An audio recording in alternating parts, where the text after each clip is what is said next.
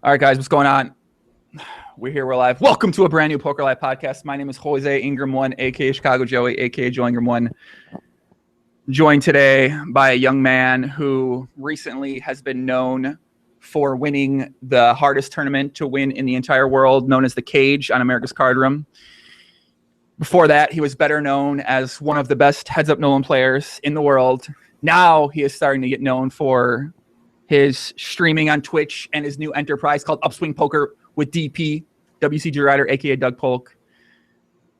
And he's also known for wearing a sick leather jacket and posting a photo of it on 2+2 6 to 8 years ago when he won a tournament down in a place south of America. His name's Ryan Fee, aka Fuckboy Fees, aka Fees 88. What's up, Ryan? Welcome to the pod, Papi. Hola, como moza, papito. It's good to finally be here, man. I'm so pumped. I've been trying to do it forever, but I don't know, we've been busy and Mercury poisoning and it just hasn't happened, but it's going down. Yeah, I say I'm very happy to get you on here. What a fall from grace, Balbaki said. All right, guys, we're gonna be chatting with Fees about his about the Upswing Poker site, about streaming on Twitch. We're gonna talk some heads up. We're gonna talk the life and times of young Fees 88. We're gonna talk Mercury poisoning as well. And guys, if you want to find these podcasts on iTunes, you can search for Poker Life. And I do a very terrible job updating them, but they should be up to date after today. Also, I started putting up more content on my soon-to-be website called onepokerlife.com, which I'll be writing more on there. I'll be writing. The goal is to write at least 5 to 6 things a week. Also host my podcast on there, talk a little bit Upswing Poker on there, host different videos on there. I have a central place to find all my content. It will be one of the top sites to go to in poker if you enjoy reading about all things related to poker. And I'm going to make a separate announcement, a separate video for that. But you can check that out now. Let's get into it, Fees. Welcome to the pod. Shout out to Andrea. What's going on? How's it going, man? How's the day coming? It's good, man. It's good. So yeah, like you sort of alluded to, I got the Mercury poisoning. I've been dealing with that. Sleep is sort of like each day I could just wake up and it just feel horrible and it'd be a terrible day. Today we ran hot because we're streaming now we're doing the pod now, and then I'm going to be streaming the Cage later today. I woke up, felt pretty good, got a workout in, got some breakfast in. My mom made me breakfast there. My parents are visiting for this week. So yeah, days shaping up pretty well. Where are you living at right now, Ryan? Right now I'm in Costa Mesa, so I'm in Orange County. It's like between sort of like Newport Beach, Huntington Beach. It's kind of like a beach town in Orange County. It's kind of like LA with less traffic and less to do. So how did you get this Mercury poisoning? I know this was something you wrote about on the perils of winning too much money playing poker, man. I don't know, it's just I started eating sushi when I started playing poker. I moved out to California years ago. It was 7 years ago. And I got introduced to sushi and I started eating it and I was like, oh man. This is just the great. This sushi's the shit. All right. And I would just eat sushi. I don't know, multiple times a week. I just fell in love with fish. I would eat it. If I'd go out to a restaurant, there's at least a 50% chance that I'd get the fish. I just ate it very recklessly and didn't really check it for a while. And then sort of a year ago, I started feeling kind of shitty. I couldn't quite place it. And then my sleep really started to deteriorate last spring. To the point where I wasn't sleeping, I was miserable. So yeah, it got to the point where it was so bad, I was like, all right, I need to find a doctor. Found a doctor. We were sort of poking around. We found out that I have adrenal fatigue, which is common for a lot of people, especially if you're a big coffee drinker. You're at risk for that, where you just essentially deplete your adrenal glands, and then that can really mess with your sleep. What will end up happening is that you'll wake up 1 or 2 cycles before you're ready to wake up. And you'll just feel wired, tired, and horrible all day. And that was definitely true for me. And the Mercury was sort of compounding that. And then but it wasn't until another month or so went by. And I was taking some supplements to help me sleep. I was feeling a little bit better. And then this one night, we went out for my friend's birthday party, and I had half a margarita. And I got really drunk and then really hungover and felt horrible, couldn't sleep for 2 days. Coming off of 2 great, I was like, all right, we're making some progress. Things are going pretty good. And then felt the worst I'd ever felt. So then I went and got checked out because I told my doctor, and she was like, this sounds like a liver thing. So I got checked out, and it turns out that I have. So the optimal amount of mercury to have in your body is like 3 nanograms per deciliter. I was coming in at about 51, which is so high that they give you like when you get a blood test, you get like a chart, right? And there's like the green zone, you're safe. The yellow zone, might want to look into this. Red zone, like fucking 911 fire alarms, like do some shit, right? My mercury was so high, it was literally off the charts. It just went off the chart of like how high it could really be. So yeah, so since then I've been doing the treatment. It's because of 2 things. First of all, I ate just way too much sushi, and second of all, there's something certainly specific to my body that like my liver just has a lot of trouble processing the mercury. And that's sort of where I'm at now. My liver shut down, and then I'm gradually starting to have other problems as well. And they would get worse if I wasn't being treated. Wow. So, wow, how does this affect your day-to-day life now? Is it can you eat you eat a lot of different food, or you're not sleeping well? Is it sort of just a gamble each day? You never know exactly what might happen. There's been a lot. It got really bad after the World Series. It was so bad in the World Series that I didn't even play any poker. And then it got really bad after the World Series, and that's sort of what prompted me to get a doctor, or go into it, I guess, more fully. And yeah, so like every day was, well, it wasn't a gamble before. Every day was just terrible for months. And it got even worse actually when I started the treatment, because then, so what happens with the mercury is that it gets into your cells and then just sort of like sits there and just like fucks with your system. And then what the treatment I'm doing is called chelation. So what chelation does is it will aggravate the mercury out of the cells and then bind to it. And then you can excrete it. So the thing is, it's even worse than it's getting better now, but for months it was even worse than before. So like I was just like a miserable mess, like all day for months. Although now I've gotten a lot of it out, and I finally have like sort of, I take, I don't know, 40 pills a day, and I finally got like sort of the right like regimen of stuff to help me like in the morning and then to help me sleep, through the night, where I've gotten the last 3 weeks or a month since I started this one new thing. I've been sleeping really well, and I've been getting a lot done, which is very fortuitous timing with Upswing finally launching. But yeah, it is definitely a gamble. Like I'll have off days for sure all the time, and definitely the number one focus of my life for the last, however many months since I found out about it has been like treating it. And also, I'm just super like very driven and competitive, and for like months I wasn't really getting anything done. And that would just sort of psychologically just like, bother me.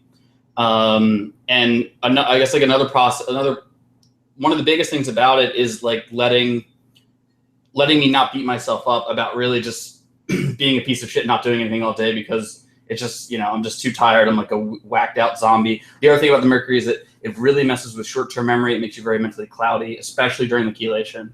And just like having days where I'm like, all right, I'm out. I'm gonna check back in tomorrow. We're gonna try to do better. Wow. Yeah, man. So what point are you at? Where are you at right now in terms of that? Are you still experiencing any of that stuff? Do you feel better about, obviously you got Upswing launching here and you've been playing more poker. So it probably feels like you're being a lot more productive, than you were during that period of time. So are you feeling more confident? Are you feeling better about the situation that you're in right now? Yeah, for sure.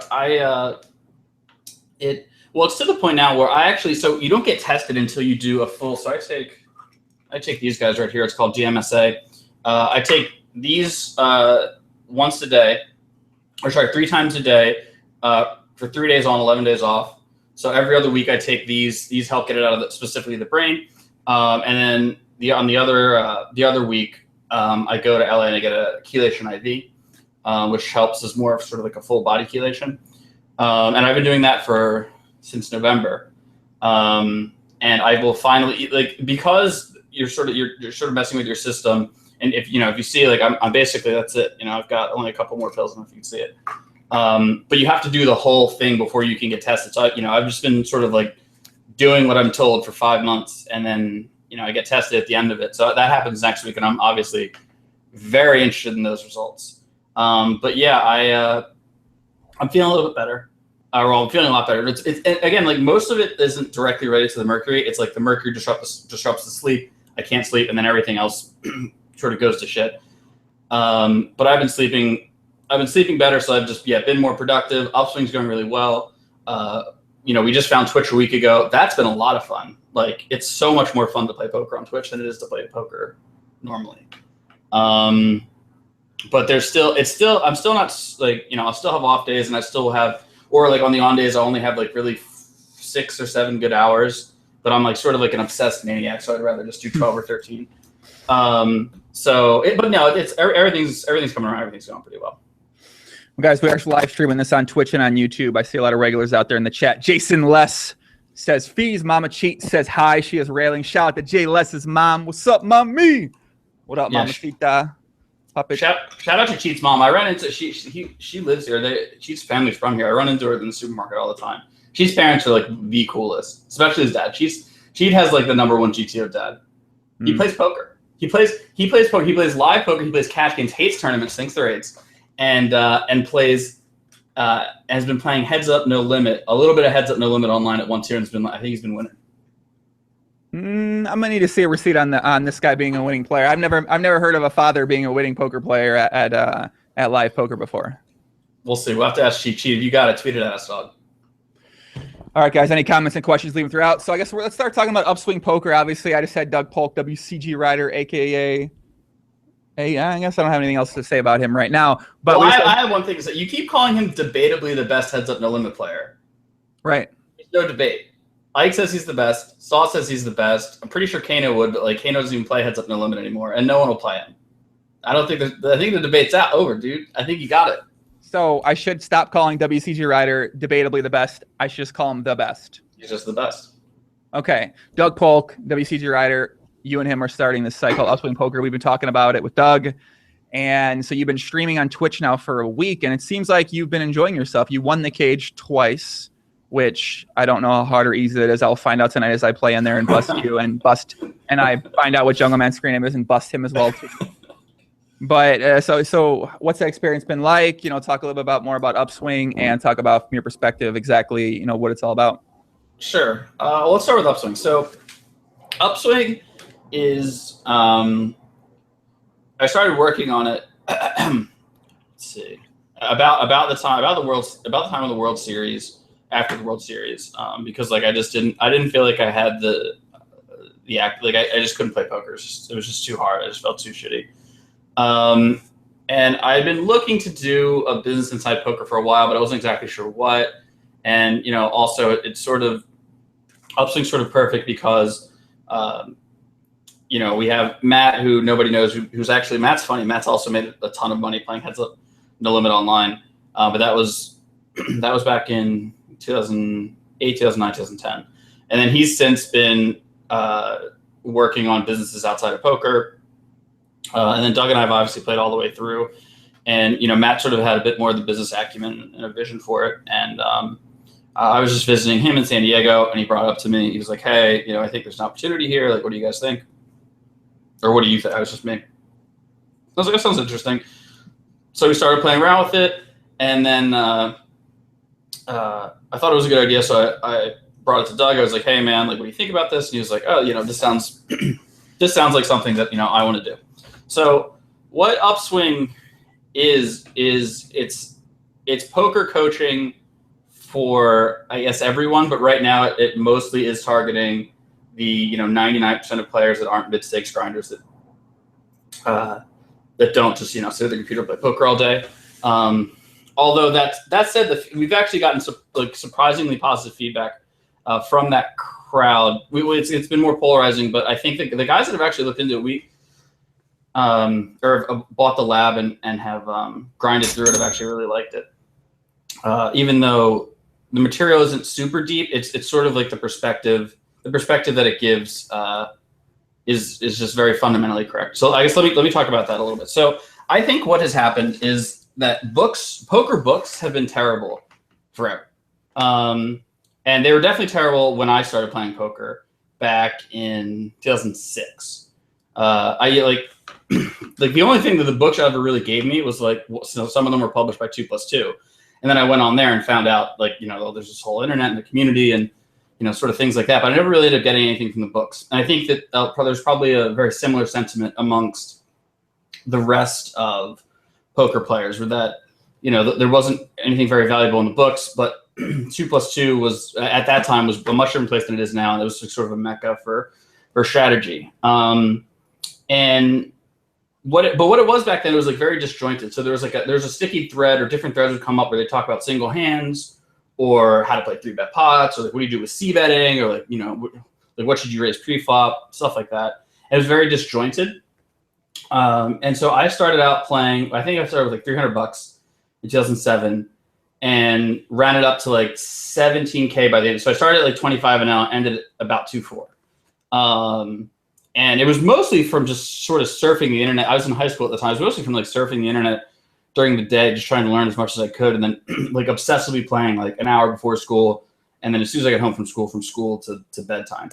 And then at the end of it, I was like so grateful that I was like, that amount, 17K, running $300 into 17K at the time, was just completely like I just couldn't believe it happened. And I was so grateful that I was like, you know what there needs to be? There needs to be a book, like one centralized place where it's like, you want to get started, you come here, you read this, and you've got a perfect outlook for the entire game. So I wrote it, took me, I want to say like 2 or 3 months, and then I just gave it away on the forums for free. And that's probably the first, if anyone knows me, that's probably one of the first things that they would know about me. And the book was like, I mean, everyone was really nice. Everyone was like very grateful, and it's since been translated into like, I don't know, 7 or 8 languages. I get like all kinds of requests like, oh, can we translate it into like Russian or like Latvian or whatever? I'm like, yeah, guys, do whatever you want, enjoy it. And then like sort of like obviously at the same time, card runners were starting. So video training sites came along. And I mean, at the time, they were totally revolutionary, and that's sort of like so like books were bad, and then card runners was good, like video training sites were good, and they, you would just like go and like watch different pros play, and they'd be varying stakes and skill levels, but there wasn't really like cohesion amongst them, and I just felt like it wasn't, it just like wasn't a great way to learn. Because like why would you learn from like a 2-4 player when for instance a 10-20 or 50-100 player could teach you?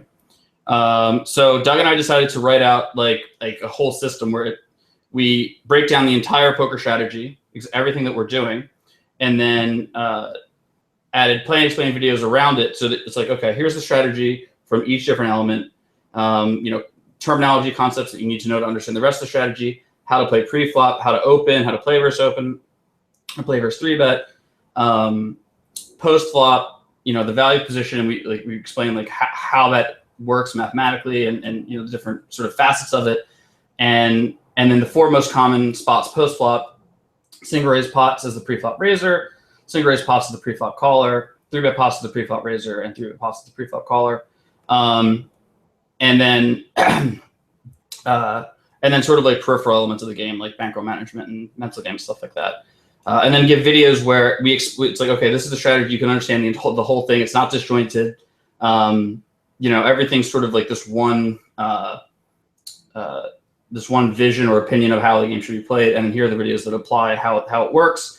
And everything's explained very clearly and sort of plain English. And we just thought that there was, there was nothing like this, and there was an opportunity for something like this, especially for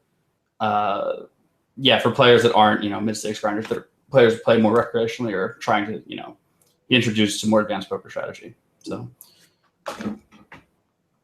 that was the longest answer anyone's ever given on the podcast in the history of the podcast. Well, no, Bart Hansen might have came close. Sorry, You got in the zone, kid. You got in the zone. I even found, I clicked on a button. I was trying to put a name under you. And I thought it was in the Google. I thought it was in here, but then I found these backgrounds. Yeah, you started like fuck with me. I was like, I'm in like the zone right now, and he's on a fucking island. What the fuck, man? I was trying to put a name on you for underneath because I wanted to try it, and then I found these. Yeah, you started like doing it in the middle of my answer. I was like, yeah, I found these. I don't even know where these things came from. I was like, what the fuck? Where are they? Can I get to them? I don't know. I've never seen these. I don't know what the hell they are. I just found them. I think I may have seen them on upgraded Hangouts. Yeah, I don't know what the hell these are, but I found these as I was trying to play a name. I'm like, what the fuck is this right now? So these sort of came up. But so yeah, I think it sounds like the lab is going to be very GTO for people to get if they're trying to, I guess, get better at poker, start becoming a winning poker player. As we talked about before, I'm not sure how much it'll help the experienced guys who are playing small, mid stakes and winning, but it sounds like it's still going to have some value at some point in time, no matter what. Yeah, I guess the thing is that, like, you know, it's like $300 for the year, right? And if you're already winning, like how many takeaways do you really need to make that worth it? And like, you know, so there's like the whole strategy in the lab. There's Doug and I have playing explain videos there, and there's a Facebook group where you can, you know, if there's anything that's missing, you can ask us questions about it. So like for them, it's not going to take much to make it worthwhile. And then yeah, like we basically set out to make something that if you're you know, if you're more of a beginning poker player, you don't play poker full time, you haven't been winning a lot of money at it, it's like the best thing ever. Everything's explained very clearly. It's a very practical strategy with like a lot of ranges and videos where we explain everything as concisely as possible. So what about poker from here? What do you plan to play for poker? Do you still plan poker to be your main source of income, or I guess what's the outlook for you on that front? Well, I mean, mostly I've been playing. I mean, I haven't gotten to play really that much poker in the last year or so because I've mostly been battling Mercury. But most of the poker I played in the last year is actually PLO. Actually, I want to come back and do a PLO podcast, high stakes PLO podcast. But, I mean, okay. The last time I played on Pokerstars, I played 20 or 25,000 hands of like 25-50 through 100, 200. Almost all. Actually, I played some heads up too. But yeah, I mean, like the games, the no limit games just weren't running as much. And I started playing PLO and I just fell in love with it. Like you're right. Like it might have been because of you actually. Like you might have just been harping on fucking PLO with the goddamn podcast so long, and I was like, all right, let's see what he's up to. And then yeah, I just started playing. I got obsessed with it. I fell in love with it. And I could beat 5-10 and 10-20, and then I just decided to just take on all comers. But it was basically what ended up happening is I was in Australia and Japan and Taiwan. I was traveling around doing Aussie Millions with some friends. And I would just like log on and play the Zoom games either like, you know, early in the morning or like late when everyone went to sleep. And it was just, I just battled CTS for like a week and a half straight. And learned my lesson. I have a lot, like I found 10-20 to 25-50 to be a big jump because like everybody that plays 200-400 basically plays 25-50. So it was just, the lineup were just like me, CTS, Ben, Barry Sweet, Tech, who I like. That guy is, I don't know what the fuck he's doing. He is definitely like he's definitely not coming from the very analytical GTO standpoint. He's definitely just like I think his strategy is developed largely from experience and reacting to other people. But he's done a very good job of it because he gave me a really hard fucking time. I think I played some with Ansky. I thought Ansky played pretty good. A little bit with LaForte. Anyway, like all the best PLO players basically. And it was just like, whoa, like all the shit that I was doing at 10-20 that was like, ha ha ha, they don't know about it. Like the 25-50 guys were just not having any of it. So you watched the pod, you heard about the great game of Parliament Omaha, a game where you get 4 cards instead of 2. 4 cards. The most you can bet or raise, as we know for Patrick Antoni's, is the size of the pot. I mean, wow. So you got into it, you got hooked, but you thought the 20-50 guys were much more challenging. So did you end up beating that stake during your PLO sample size, or are you not beating that game yet? I don't. No, I didn't. Well, I mean, I lost 100K, but I ran 85K below EV. No, that's not. I'm not getting into any EV. Fucking listen, you lost it. You lost. All right. Well, I lost 100K playing 25-50. I won like, I want to say I won like 40K playing 100, 200. But I also, okay, but like at the same time I won 100K playing 25-50 and 50-100 heads up. I got your boy Stickman at 5100 for, I think. How is that my boy? Wait a second. How the fuck is Stickman my boy? Stickman's not my boy. No fucking word. You bring him up on the pod all the time. You love his game. So he's like the best game selector. That's how you learn how to game select. What the fuck? Right? Right? No, fuck no, that's man. He's not the anything. No, Stickman's one of the biggest fucking cocksuckers on Stars history. He's not one of the. Well, you'll be happy to know that I think I won 40K from him. Think how bad you must have been for Stickman to give you action heads up, though. Or he must have perceived you to be. He doesn't know who I am because he doesn't play No Limit. And I hadn't been on Stars for like you don't think like Stickman? You don't think Stickman has Google, do you? You don't think he put the name in after he started losing? I think that he just got overwhelmed. I mean, I was like all up in his shit. I was winning every pot. He's horrible. I don't think it's. I played a lot of bum hunters who like shit got real and they're like, oh, I'm out. I don't know, maybe you Google me. I don't know. Anyway, the point is I got him for some amount of money and he quit. So I don't know. I ended up winning some money on the trip, but yeah, the 25-50. I basically got to the point where it's like, all right, if I want to pursue this, like I have to live outside the country. I was kind of sick of doing that. I really like living in America. And like at the time, there was like a bunch of like live games around California and Vegas that were largely PLO. PLO is like, it's always the best game in the casino. And I got good enough. Like, you know, you don't have to be 25-50 to beat 100, 200, 200, 400 live. So I was like, all right, I don't need to, like, I'm just not going to like beat my head against the walls to live outside America and play the best players and ring PLO and deal with all the variants. I'm just going to go play people that don't know how to play PLO live. Yeah, there's definitely, it's very challenging to play 25-50 and above if you live in America without breaking terms of service that are put in place by different websites out there in the world. So it's definitely, live PLO, I think, is a pretty good option for an American player if you want to play those high stakes. Yeah, definitely. And like it got to the point where I'm sure you've ran into this where, you know, like you're like trading time for money, or what ends up happening is you're trading almost time for happiness, you know, happiness for money. In what sense? What do you mean? Like how so? So I was just like miserable living. Well, first of all, like I was really miserable in Vancouver in the winter. Like I have to be like in the sun. I hate cold weather and clouds. And so I was just like sick. Also, like I didn't have like a circle of friends. Like I just like wanted to stop moving. One of my least favorite things to do is move. And I think I've moved something like since I moved out to California the first time I've been playing poker. I think I've moved something like 15 times. I mean, some of that was just sort of traveling around Asia and stuff, but I mean, there was, you know, that was sort of a nightmare as well. Hey, I was just like sick of it. And it just wasn't, and then obviously high stakes poker is very stressful. And it just sort of got to the point where, I was like, what am I doing? Like if I like continue to go down this path, you know, and like win X like dollars, like what am I going to do with that money? You know, hookers, drugs. What do people? What did people do with enough money to do enough hookers and drugs for the next decade?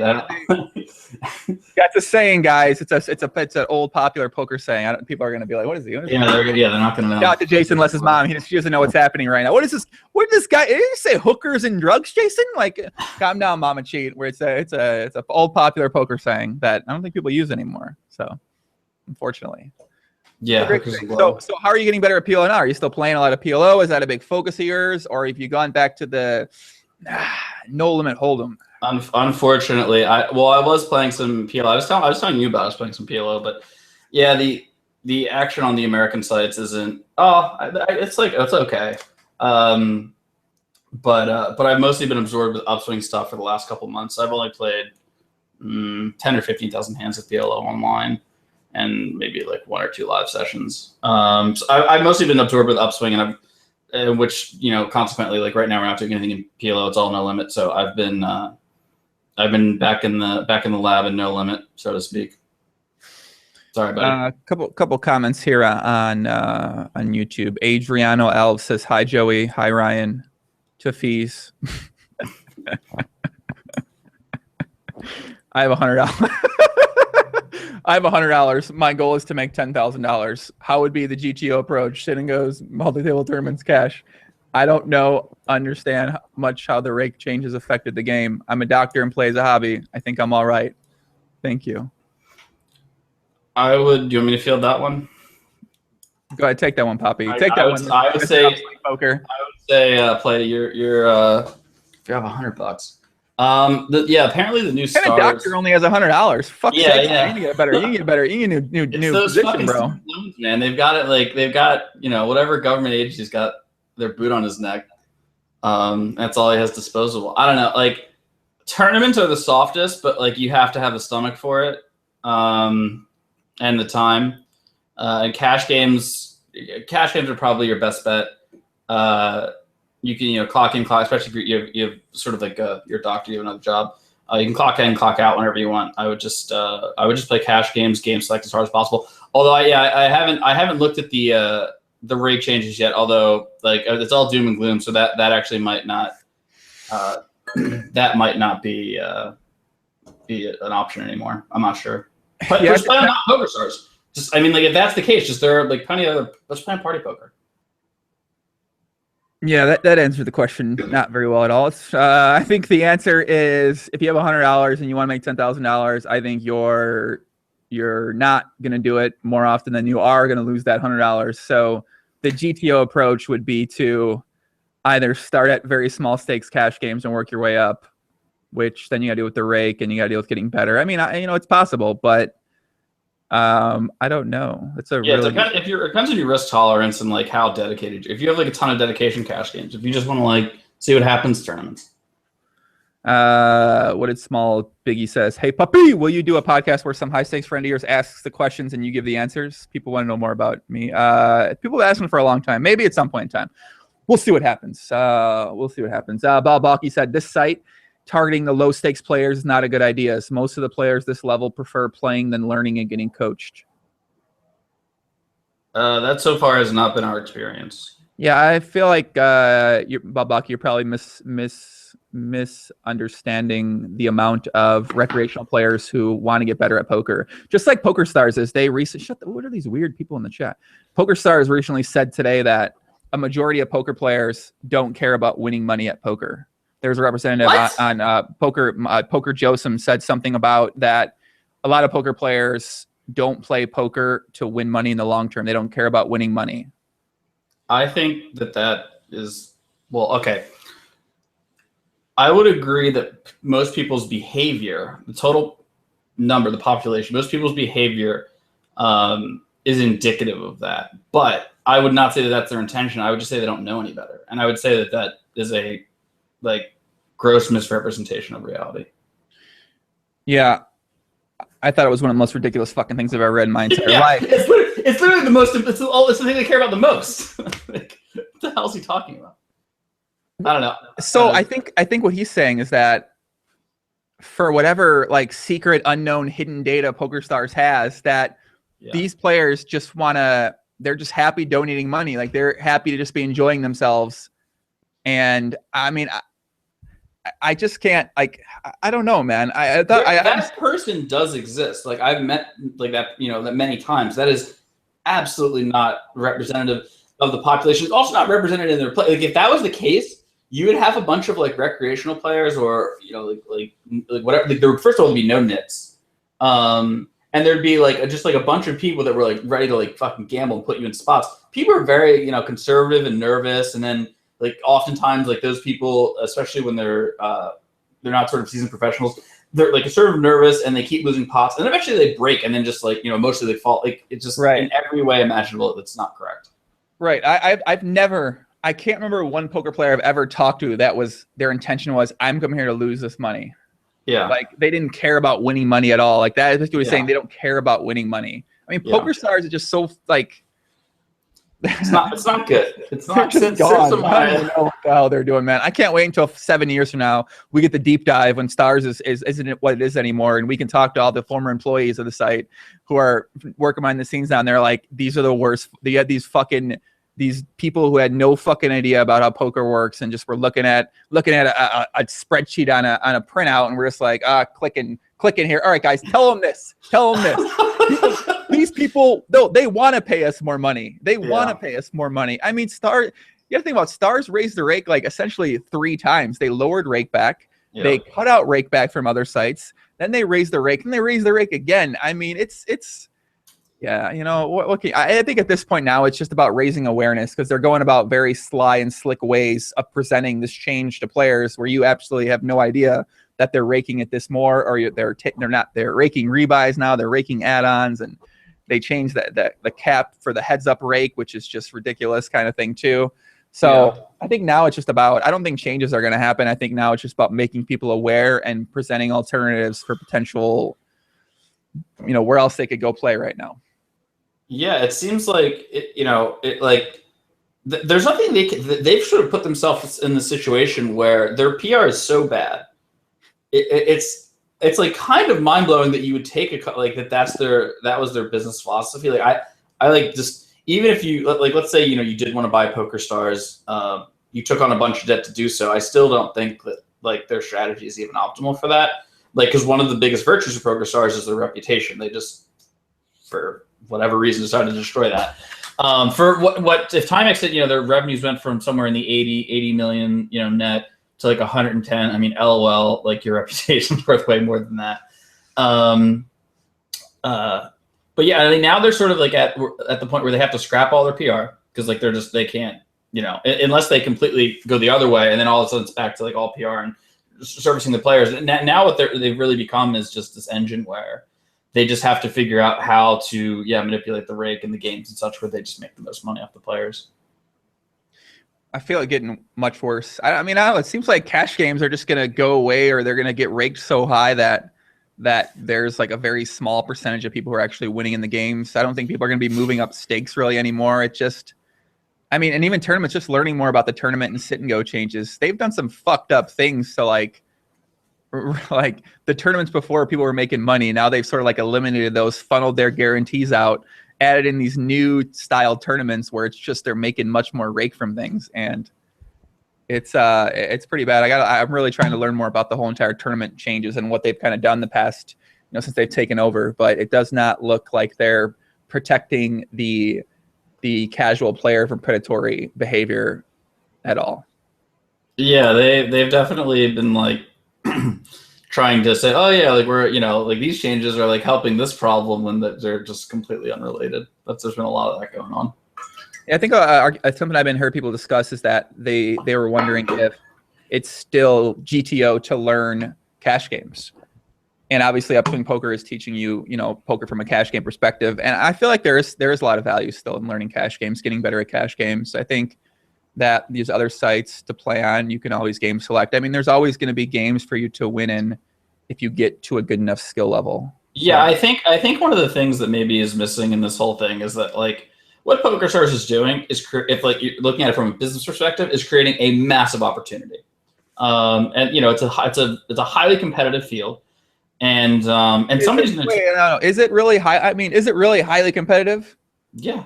I don't think so. I don't think anyone's highly competing with stars on any level. No, yeah, but no one can. But like exactly. But that's the opportunity, is that they were in a situation where they made it essentially impossible to compete with them. They had the best product, and you know, the most users, which sort of contributes to their product, and the best support and reputation, sort of all these things. And that's going away. They don't have the best, debatably the best product, reputation definitely ambiguous. So like now before it wasn't, but now there are a bunch of other firms, 888 Party, you know, whatever, that can, or something completely new that might be interested in competing and, you know, trying to go after part of their business. So I don't think like, I mean, yeah, like maybe it's more difficult to make money or play on Pokerstars, but you know, there are other poker networks, and I mean, in America, you know, Stars doesn't even offer, I guess now New Jersey, but there's the Nevada sites, there's WSOP.com, there's ACR Bovada, and you know, in the future there might be something else. There's also obviously live poker. So I mean, poker's not. If Pokerstars decides to kill their product, poker won't die. There'll be other, you know, places and ways to play poker. I'd be curious to go to Pokerstar EPT events. Someone do this out there. Somebody do this, please. Go to an EPT event and just ask people there if they know about the rake changes on Pokerstars and know what Stars has been doing. I'd be curious to see how many people, you know, because I think, you know, we think about Twitter and on like online poker and 2+2. We all sort of know about these changes. But I feel like a large majority of Pokerstars customers at this point aren't really entrenched in the online world, so they have no idea that these things are happening. They're not getting emails. They're not reading about it anywhere. No one's. So it's like there's still going to be. It's probably going to be maybe a year plus before they find out. So I think their goodwill that they have is going to last them a long time in terms of players still coming on Stars and wanting to play on there. Yeah, I mean, there's definitely a huge percentage, especially the recreational players, that don't know, or not that they don't care. It's just that they don't know that they should. And yeah, I mean, there's we are, in terms of I guess like poker, just like knowledge, aptitude, whatever. We're obviously in like 1% of 1%, right? And things that are obvious to us aren't obvious to everyone. Right. Jason says, does Fees think Amaya will still own Stars in 12 months? I don't know. I'll say this. When Amaya bought them for $5 billion, so like right before that happened, I read this really long article about there's like 2 private equity firms from New York that bought Caesars along with Gary Loveman. Gary Loveman was a professor at Harvard who saw an opportunity in the reward space to buy Harrah's, which is now Caesars, and they he convinced them to buy their company. They took on a lot of debt, so they were paying off a lot of debt. This is leading up to the crash of 2008, because what he wanted to do was arbitrage the casino and hotel business, because the hotels themselves would trade a higher multiple, a higher price to earnings ratio than the gambling business. So what they wanted to do is separate the 2 businesses, and that was the plan. So essentially what they did was they took on a lot of debt and then took over Harrah's, and then the market crashed, along with gambling becoming legalized around the country, and then all of a sudden their properties or their business was just way less valuable. And then it's like since crashed, and there's been like a lot of problems. When I heard that Amaya essentially did the same thing, basically Basilov convinced some private equity guys in New York to just loan Amaya a bunch of money, and then take over Pokerstars. I just thought that it just seemed like a very high price to pay for some, like, a business where I guess growth was somewhat ambiguous. Because U.S. is still illegal, and they have like scam. They're obviously they took it over and then made a bunch of countries stop servicing them, and it didn't really look like there was any other than I guess New Jersey. Like, where were they really going to grow other than I guess betting, bet and goes and sports betting, and yeah, and like it just seemed like a huge challenge. And so if they're netting $110 million a year, they bought them for $5 billion. It's like a 45 PE for a business that doesn't seem like its growth prospects are great. And so yeah, I don't know. They're, from like a financial standpoint, they're in deep shit. So I would say I think we need to learn more about how this all works, because they bought it for $5 billion, and yep. What is it making? Like 128, something like that? $1 million? Is that what it is? A year? Okay. I mean, I thought it was more, but I might be incorrect with that. That might just be for a certain quarter. That's but what Mike said the filing said, but it seems like, I mean, I don't know how it works. I mean, but yeah, it doesn't seem like it's a very, I don't understand. Why the fuck did this guy want to come fuck up? Like, they fucked up on game. Why did this guy want to just come and fuck up poker? Like, what the fuck? What is this guy's, maybe poker fucked him up somehow, and now he's like, fuck this, I'm killing this game or something. Like, I don't know, what the fuck is this? I just don't understand what the genius Bazoff was thinking here, man. I think that he just thought that he was probably too confident in something that he doesn't know anything about, but was so confident that he was able to convince a lot of people with a lot of money to sort of like fund his vision, and then it didn't work out. I mean, it could still work out. I mean, now he's not. Yeah, we could be wrong, but like so far, being charged with insider trading. He's also trying to take over Amaya still, by the way, and so if he takes over and goes private with it, so there's no more shareholders to answer to. I guess he thinks there's potentially a lot more money. Maybe he thinks there's a lot more money to be made. By the way, that actually, I didn't even think about that until now. But like, yeah, I remember now that they were trying to like buy back all their stock and make it private. That I speculated, but that seems to me like if you knew that you were doing something illegal, you would do that so that you didn't have to report to any filing. I don't know what they have in Canada, but the SEC version of Canada. That's a good point. I mean, that's what I would do. I guess. Well, I guess in that point you don't got to file. Yeah, I mean, Yeah, you don't have to file anymore. Yeah. Shareholders. So kind of a terrifying proposition when you think about it in a way. I mean, if that happens, then I mean, who knows what? Maybe like, fuck, dude.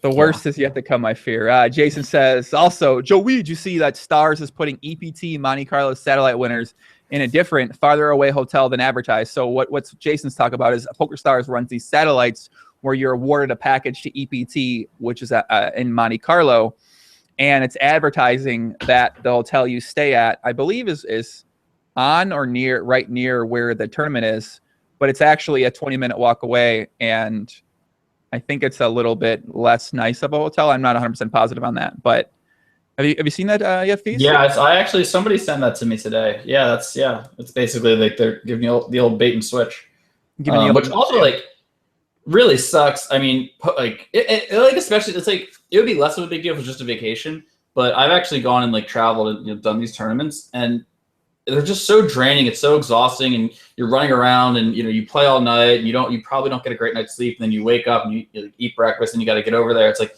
that 18-minute walk. It's like really bothersome, especially if like you have to go back to your hotel room for whatever reason. I don't know. Yeah, it's just like a whole other thing you have to do, and you're sweaty running into the room. I mean, I think Star just doesn't give a I don't care. Like, fuck this. We can advertise whatever the fuck we want to advertise. Like, what's gonna happen? What are you guys gonna do? Strike? Like, there is definitely some very gangster shit going on. So yeah, there's very like, what are you gonna do? Right. Mentality coming from Stars. Exactly. Like, we advertise Destiny. Fuck it. We took it away. Done. I mean, guys in this hotel. Fuck this shit. Let's stay down the street, guys. Like, what are you gonna do, man? They're just like, oh man, it's an interesting model. I gotta say, like, let's drive away all the potential the regulars who are winning players and.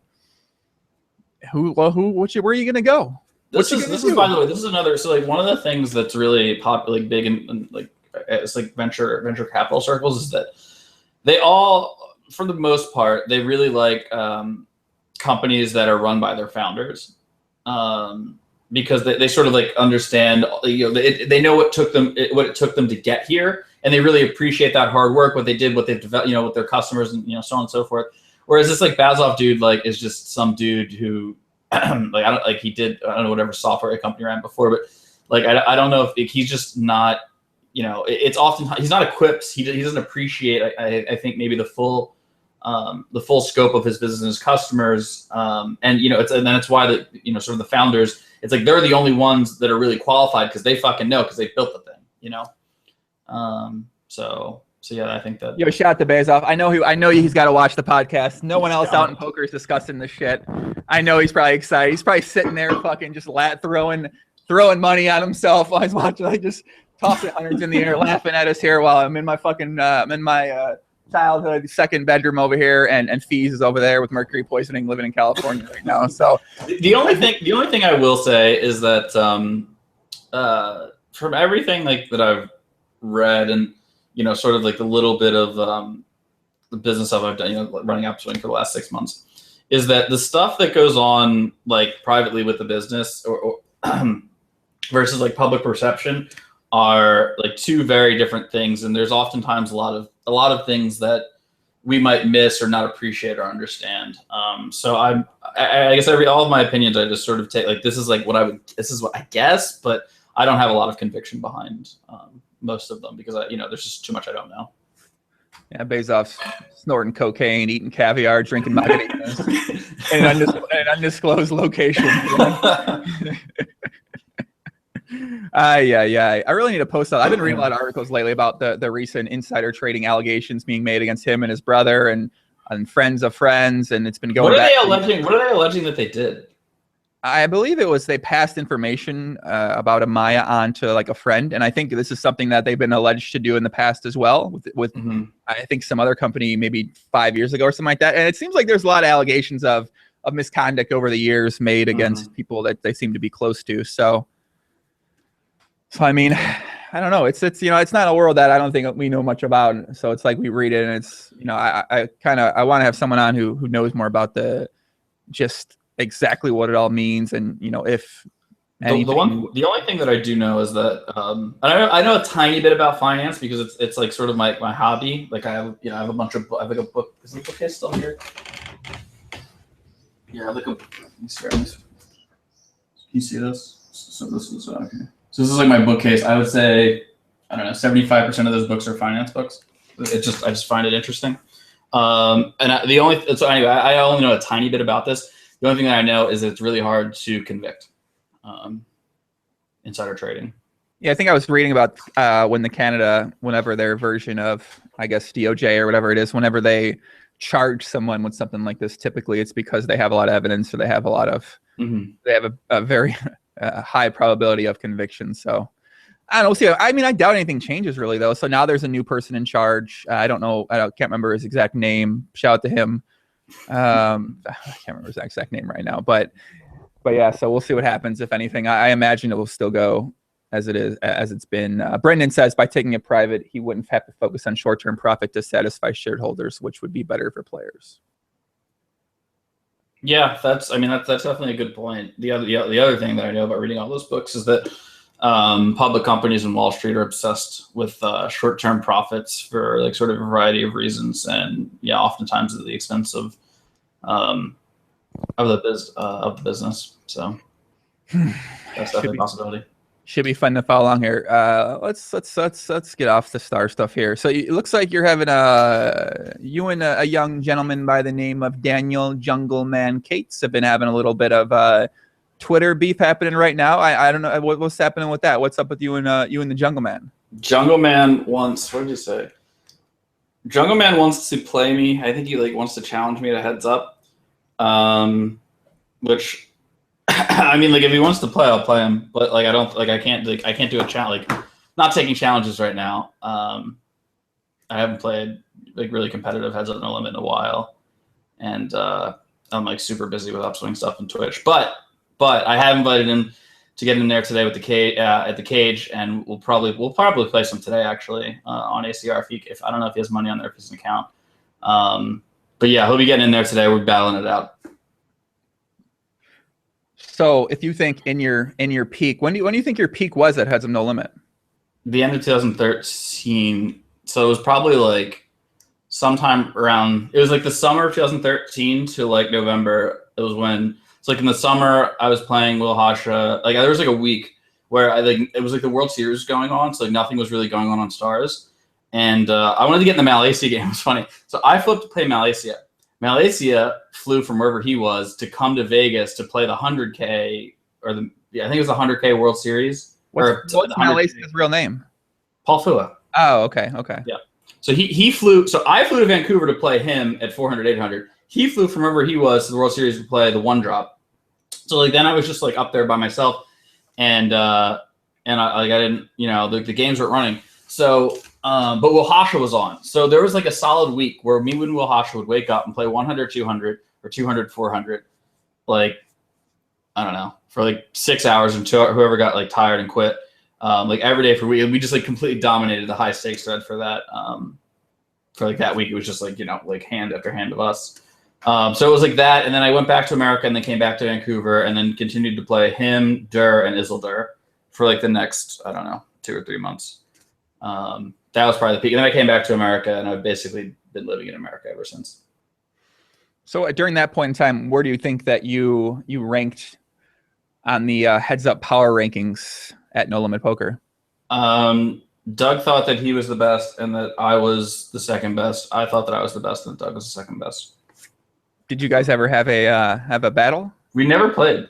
That's weird. Because the tough thing is that it's a lot of to play a match like that, it's a lot of preparation. It just takes a lot of time and effort, and it's why would this is back when Heads Up was different on Stars. We're still getting a lot of action, and it was why would we wait? We're still getting paid over here. We don't Yeah, I guess if you're gonna play poker, your time's better spent. Yeah, it's again I thought he was the second best. Why would I play him when I could play somebody that's not even in the top 10? I was getting great action. Lot Nice was playing me back then. Oh. Free money. Bang bang. So what was other high stakes players? Where was their perception of your ability back at that time? Where would they rank you there? Let's see. Because obviously the Empire is going to put themselves high. You got J-Mo, Big Dick, Donger Kim, you got Cheat, you got DP, you got the Pandora, Slushy. It was different back then. It was different back then because like at the time it was like Dong still wasn't beating. Who? I think Big Dick Donger Kim. Big Dick Okay, Donger. sorry, I didn't. Still wasn't beating 25-50. And so like the only players that really played nosebleeds were me and Doug. So I think it was like kind of clear back then that like the two of us were 1 and 2. I mean, Sauce is definitely up there. Yeah, I don't know. Sauce, Ike. I don't know if Kano was playing heads up. No, what would they rank you? What would they say about your ability at that point in time? Well, I actually used to get coached by Ike, so like me and him actually, and like we just never played. I used to sell action to him and stuff. So I don't know. We just ended up never playing. I mean, Sauce was just busy playing Doug all day, basically, so I never got to play him either. Kano, I don't even know if he was playing heads up. I don't know. This is a good question. I mean, like there are some guys that like gave me action, but then they stopped. I think Flush. You have to ask Flush what he thought. We had a bunch of battles, but I think he improved a lot between when I thought for sure that I was winning versus him when I was playing him back in the end of top 13. But I honestly don't know. You'd have to ask them. I like for the most part, I stayed. I tried to say like me and Doug sort of did like the opposite. Like I tried to say like as anonymous and quiet as possible, and then Doug just like was challenging Sauce for like 100K. So I don't know. I would say it's pretty polarizing. Either they didn't know who I was, they didn't think I was very good, and they give me action, or like they were just like out. And there's like I think a decent amount on each side. I also. The other thing is I didn't play that much on Stars. I played a lot on the European networks. The untracked Euro sites. Yeah, because again, like I said, like I wanted to be anonymous. Like I didn't want people to think or know that I was good. So I tried to be crafty and stay under the radar. Are you still playing on the untracked Euro sites these days? No, the untracked Euro sites are dead. What were the main untracked Euro sites that you got action on before? iPoker. I actually battled Jungle for like. Me and Jungle, I think, battled for like 6 or 7 hours on iPoker once. iPoker, microgaming. Oh, what was the one? It was like sort of like untracked Euro site. What's it? Merge. Merge is a big one. Got a lot of action on Merge. You got a lot of action at that $0 equivalent money, huh? Yeah, $1 for $0 USD. Yeah. Yeah, of course you're in action. Yeah, I had an ungodly amount of money go down with one of those sites. Yeah. Did you ever play with God? What was his name? Jugador on Merge. I never played on Merge because. Okay. You didn't get the money back? Because everything I read was like, don't play in fucking Merge. I'm like, well, I mean, I could play. I'd rather play the untracked Euro sites with a very good reputation for not stealing your money, unlike other, mooch. I mean, man, there's so many sites that fucking stole, like Muchos stole it. Yeah, Muchos. Oh yeah, Muchos. I was on Muchos. Goalwin. I think Goalwin stole money. So what else? I was on Goalwin, but I got off of there before they stole it. Right. Like, all these fucking sites, and there's just like no, like, what are the repercussions for doing these things? It doesn't even seem like there were any for these sites. Dutch Boy streaming on Twitch. I mean, who knows what the fucking full tilt guys are doing? The Merge guys, those guys probably have another fucking site by now. Lock Poker, those guys probably have a site by now. Phil Hellmuth's the big fucking superstar working with Ultimate Bet. I mean, it's just. Yeah, it was the Wild West. It was the Wild West for a long time. I think it still is the Wild West in a way. I mean, until at some point in time, there's these other American sites that are operating some gray areas as well that could go down at any point in time. So sure. The one thing I will say though about I assume you're talking about ACR and Bavad. The one thing I will say about them is that I think the biggest indicator for like just like solvency for a business is or for poker site is how reliable the cash outs are, and both of those networks have had reliable cash outs for ACR for I think like 5 years, both Bovada for over a decade. So I don't know. I think that maybe from I would say that they deserve a little bit more respect. I think maybe than they get for something like that. But that said, it could be tomorrow and your money's gone. Right. So. Right. I think that's the difference between playing on the, some of the Euro sites is that there isn't that risk in theory of a Stars or, the bigger publicly traded companies like 888 or Party Poker who, you know, they're on like the whatever the version of the stock exchanges over there. Like they're huge companies outside of just poker there too. Even like the what's the big William Hill, and there's all, I think those are iPoker skins though. So yeah, having a sports book's another good sort of indicator that you probably won't get scammed. So like Pokerstars has a sports book, and well, I guess, but I mean, it seems like it makes sense. Everyone have a sports book these days. Yeah, why not? Yeah, why wouldn't you? Right, you might as well throw it on there. Did you see Jamie Gold last night? He's back. He's back in poker, man. He final table at a World Series of Poker circuit event with Antonio Spandiari, and he got. Yeah, I got a funny story about that actually. Let me find it. It's on my phone. Somebody sent it to me. Yeah, Jamie Gold played a very Jamie Gold type hand where he shoved all in from the small blind with Queen 4 offsuit, and got called by 10-9 offsuit by Antonio, and all right. Queen 4 held. That was GTO by both players. Guy at my table in this MTT won $40K in this $130 MTT, and he's a 99-cent store clerk. Guy says it's all the money he has, and Antonio said he'd pay him 5% vig if he'd flip him for the whole thing. Told the guy he really wants to just break him. Jamie Gold chimes in and says that he will guarantee Antonio's side of the flip if he doesn't pay. Me and Antonio start cracking up. Where are you reading that from? That's somebody sent that message to me. Unnamed, undisclosed Empire member who also played this tournament. So what? I didn't understand that. Antonio was like, "All right, dude, I'll flip you for your roll. I just want to break you and see you cry." Jamie Gold. No. Antonio said this to the guy. He's like, "I'll pay you 5% vig to do it." Antonio Spandiari said this to a random guy. Yeah, who said that he won like $40K. From like some tournament. He like wants. So Jamie Gold Antonio Esfandiari told some guy that he would flip him for the 40K just won in a tournament, and he'd pay him 5% vig. Yeah. And Jamie Gold chimed in and said he would guarantee. Yeah, I mean, Antonio doesn't pay. He's like, I got you. Don't worry. This guy's money's good, and if it's not, mine is. And he got second in the tournament, so I guess he can back it up. Oh, Jamie Gold. I like that guy, man. He seems like he still plays very similar to his main event victory. So. He's a fun character. I'd love to be at the table with him. Yeah, I know. I tried to get a podcast with him set up over the summer, but I don't think he was the most prompt when it came to actually saying a time or saying something and then sticking to it or showing up for it. So unfortunately, we don't know if that might happen one day. That might not happen one day. But yeah, we'll see what happens. What time's that cage start tonight? Is that in 30 minutes? That 20 is minutes? In 18 minutes. Shit, am I still registered for this? Yeah, you can. You can't unregister. Once you're in the cage, you can't get out. No fucking way. Is that true? I don't know. You probably get out. Oh. Right. No limit hold'em, $1,000 cage tonight. I'm gonna you're good. You got it, man. How about your table? If I'm at your table tonight, I'm going after you, kid. I hope so too. You can have position this time. No limits. I got position last time, and no limits my game, so you can have position this time. Yeah, for those that don't know, Fees was playing the cage last week, and we played some PLO tables together for fun. So during a hand, he ended up bluffing me on the river, and my mom was standing behind me, and she was like, "Are you gonna call this all in? You think he's bluffing?" I was like, "No, I think he's got." I was at a spot where it ended up being the flop was like 7-7-10 in a 3-bet pot 3-way. So I don't want to explain fucking action if anyone's gonna understand it, but then it ends up being quads by the river, and he bets, and I don't have a very strong hand, so I definitely can't call.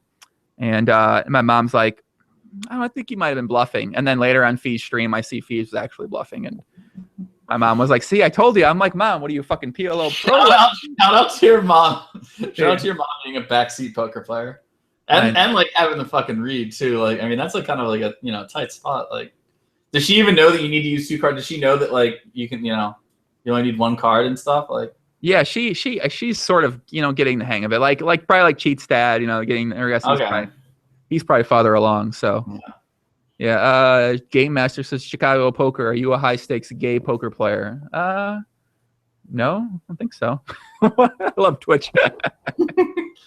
What's your ACR name? My ACR name? Chicago Joey. What's your ACR name? Mine is Bic 662 and then like a bunch of other numbers. I tried to, so on ACR and WPN, if your name is BKR and then a bunch of numbers, it means that you like had made your name from like a sports book or something.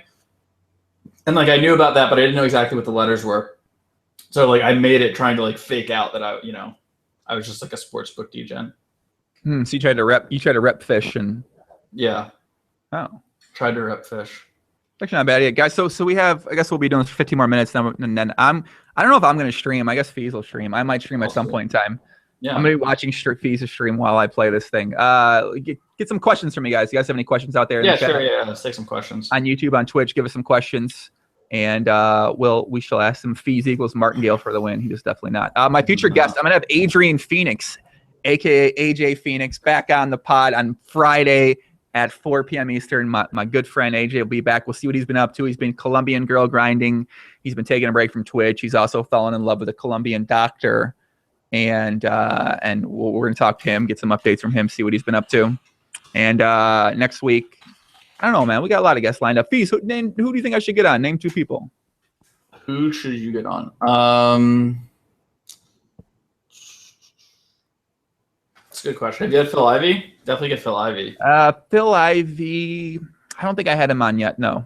Maybe 2 people I could get on. Maybe 2 people you could get on. I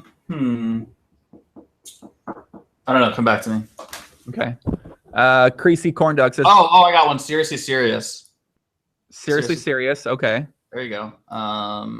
And that's all I got for you. Seriously all right. serious. Jason Les says, ask Fees to tell the Peta Pit story. Peta Pit story. Oh, okay. This is a good one. So it's 2009. I'm living in California. And I was living with my roommate at the time, T Corbin 16. Shout out to T Corb. He's old school grinder. And he was like, I think when he's 16 years old, he did something like run his roll up to like 500K and then bust it. That sounds against terms of service, so we won't discuss that. The good old days.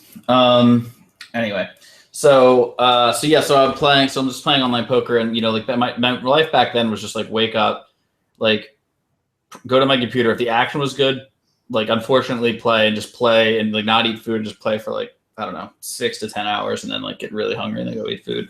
Hopefully the action wasn't good when I got to eat first. I'd always feel miserable afterwards. So anyway, so like one night I'm just like grinding late. I don't remember what it was. I was just getting great action. And I'm like playing, and then my session breaks at like 10 or 11, like everything's sort of closing down, but Peta Pit's open a little bit later. And they deliver, but they're like 20 minutes north of me. And I call them up, but they will deliver to me for whatever reason. I call them up. I'm like, hey guys, like, I want like a Peta. And they're like, no, like it's done. I'm like, all right, this is what I'll do. I'll give the guy that brings me this Peta $100. And they're like, he's just like, there's like a pause on the other side, and he's like, I'll see you in 20 minutes. and yeah, she came down. I gave him $100, and like, how rich? Hashtag how rich? No, hashtag like horrible bankroll management. Seriously serious says, I was just passively listening and heard my name but don't know the context. Seriously serious, you were recommended to get on the podcast. Yeah, you should get on the COD. Oh, you should get OTP Red Baron too.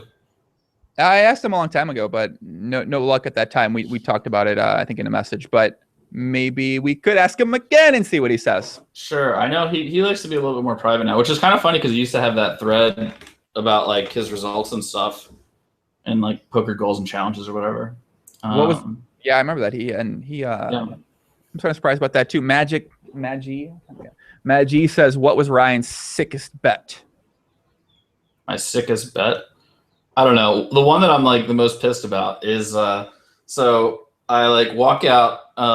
So I used to live with Doug, and he's drinking, which is like classic. He's drinking in the hot tub, classic WCG rider. And I walk outside. This is right before the World Series. He's like, Fees. I'm like, what? He's like, all right, I want you to give me 5-1 on winning a bracelet this year.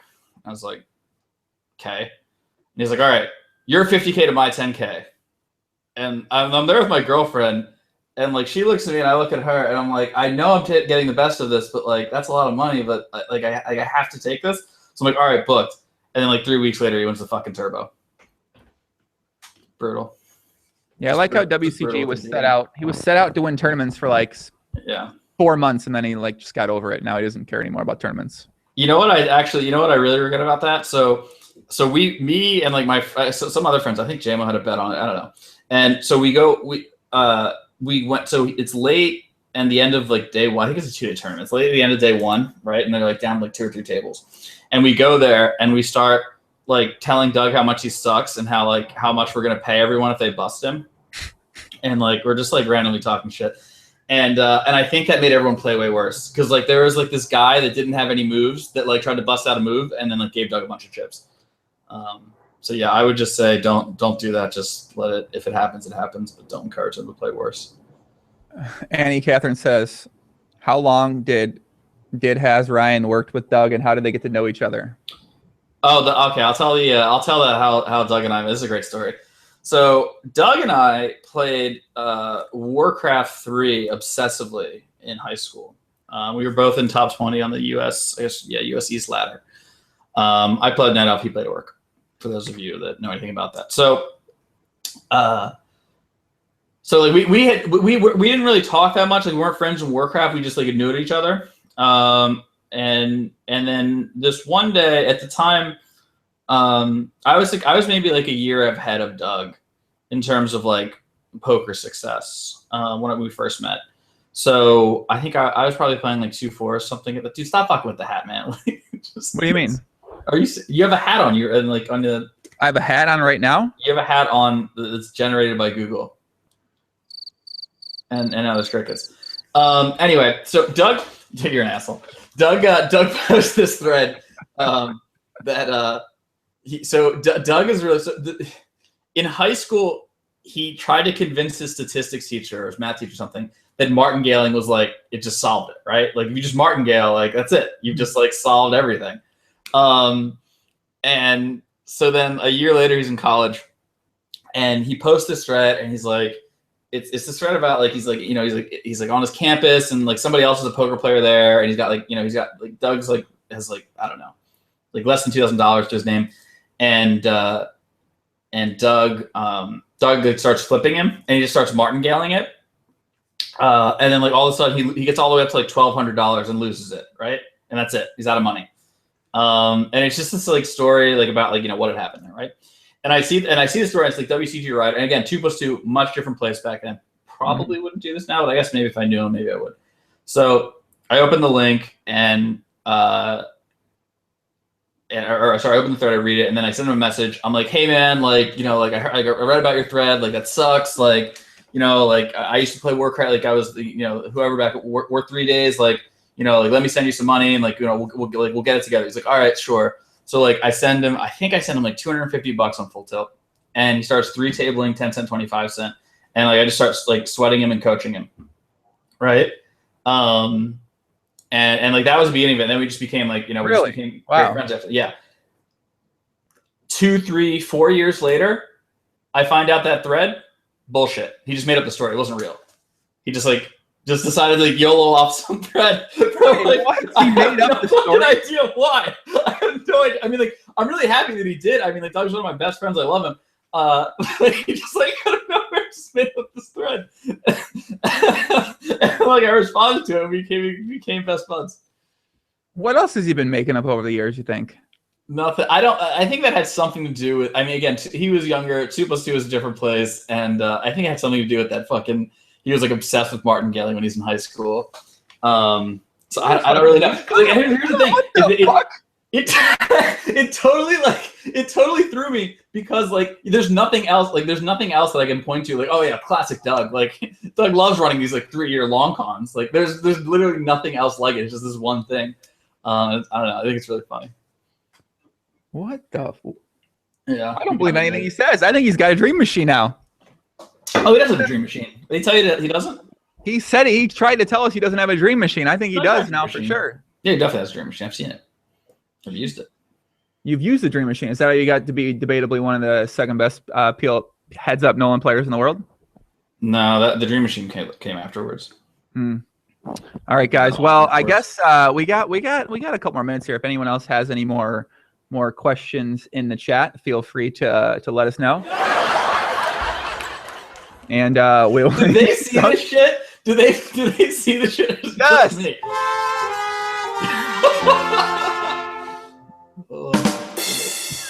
I don't know, man. This is shout out to my man Rum Cake. Thanks for helping us get set up. Rum Cake is the man. Man, these are fucking crazy. I gotta get rid of these things, man. This is insane. Hold on, let me turn these off here, and we'll take one or two more questions. Anything else we want to talk about here? No, not right. I mean, I gotta go. We gotta fire up the cage. But I do want to come back and do a PLO pod. I love PLO. I love doing PLO pod. All right, let's do PLO pod sometime soon. We will chat soon. Fees. Shout out to Rumcake. What is Rumcake just creeping out there in the chat? God, man, there's so many creepers out there, bro. What's up, Rumcake? What up, Viewbots? Guys in the Viewbots, I'm gonna send you guys over. You can go watch Fees play the cage right now on twitch.tv/UpSwingPoker as well. And if you want to, I'm going to play the cage as well, too. It's a Nolan Hold'em event, $1,000 event. I plan to win it. If I win it, I will not be giving away any amount of money. If you retweeted his tweet, you'll be getting a 6-4. I don't even know what the fuck he's getting, but you're getting something for retweeting Fees. You get 5%. The last guy who won it when I won the cage won $350. Will I win the cage again? Probably. So, yeah, it's going to be worth a lot of money. You should retweet it. Cool. And guys, I'll be back Friday with Adrian Phoenix. Check out my site, onepokerlife.com. I'm going to be writing a bunch of stuff here over the next couple of days. Might be doing a PLO pod tomorrow. There's a lot of hands been happening at the high stakes. And that's it. Adios, guys. Much love. Daniele, Coletti, Christian Hansen, Balbaki, Max P. Joey, big time fan here. First time watching live. Your videos are a big help for me. Thank you, sir. Vanoff, what's your nickname for the cage? I'm Chicago Joey. He's BKKKK. Victor, VJ Guy, Paul Preaches, Truliston, Nico Dane, Butt Farm Poker, Puppy, What's Fold. And I think that's it. Much love, guys. Be back soon. Fees, thanks for coming on.